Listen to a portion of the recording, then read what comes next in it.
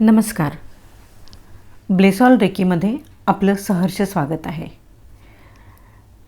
आजचा टॉपिक आहे स्वामी सवितानंद यांच्या गुरुर् ब्रह्मा गुरुर्विष्णू या ग्रंथामधून. गुरूंची आवश्यकता आहे का याबाबत अधिक मार्गदर्शन करावे.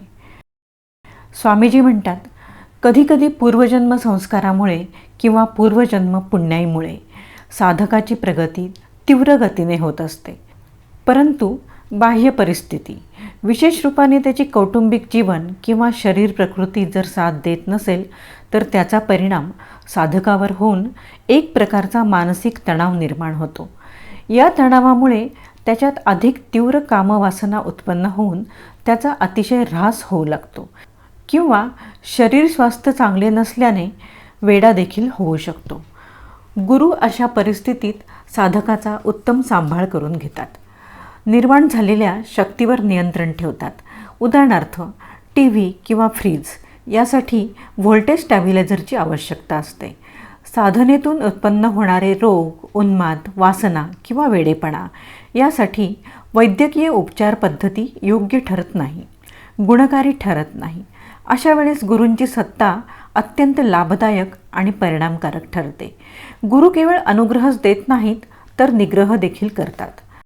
दुसरी गोष्ट अशी की साधनेतून उत्पन्न होणाऱ्या शक्तीमुळे साधकाचे काही संचित बीज म्हणजे पूर्वजन्माचे किंवा या जन्मीचे जे कर्मामुळे उत्पन्न झालेले परंतु त्याचा भोग पुढील जन्मी होणार आहे, ते सुस्पष्ट रीतीने बाहेर पडायला लागते, कार्यान्वित होण्यास सुरुवात करते. अशा वेळी मोठी कठीण समस्या निर्माण होण्याची शक्यता असते, कारण वर्तमान जीवनातील आयुष्यातील प्रारब्ध भोग व निर्माण होणारे नवीन बीज परस्पर विरोधी होऊन साधक अत्यंत दयनीय स्थितीत सापडला जातो.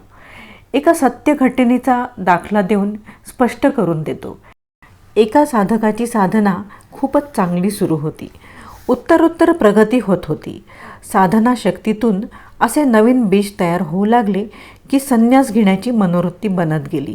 पण प्रारब्धात केवळ पूर्णतः गृहस्थाश्रमात जीवन व्यतीत होईल असेच लिहिले होते.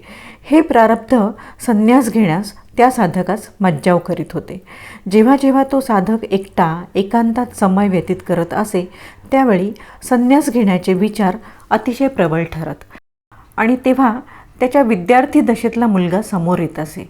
त्यावेळी त्याच्या भावी जीवनाविषयीची चिंता, हळूहळू किशोर वयातून विवाह योग्यतेकडे विकसित होणाऱ्या मुलीच्या लग्नाची चिंता, पत्नीचे सौंदर्य पाहून मनात उत्पन्न होणारी कामेच्छा इत्यादी विकार, चिंता मनात निर्माण होत होत्या.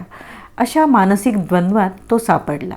केवळ पत्नी आणि मुलांमुळे आपण संन्यास घेऊ शकत नाही अशी भावना वाढत जाऊन त्यांच्याबद्दल तीव्र कठोरता आणि तिरस्कार निर्माण झाला. आत्यंतिक मानसिक तणाव वाढून शेवटी तो वेडेपणाची शिकार झाला. शेवटी पुन्हा गुरूंची शरणागती घेऊन त्यांनी नवीन सुषुप्त बीज जे कार्यशील झाले होते ते सुप्त केले. तेव्हा तो साधक मानसिक तणावातून मुक्त झाला, परंतु या मानसिक तणावाचा विपरीत परिणाम शरीरावर होऊन तो कर्करोगाचा रुग्ण झाला.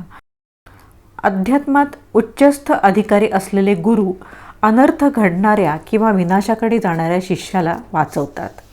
मात्र शिष्याने गुरूंनी केलेल्या मार्गदर्शनाला अनुसरूनच मार्गक्रमण करावे.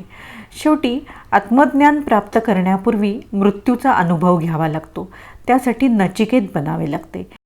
या कठीण प्रसंगी गुरूंशिवाय मृत्यूच्या जबड्यातून कोण परत आणेल? हा संसार सागर म्हणजेच भवसागर पार करण्यासाठी ब्रह्मनिष्ठ सद्गुरूंचीच अत्यंत आवश्यकता आहे.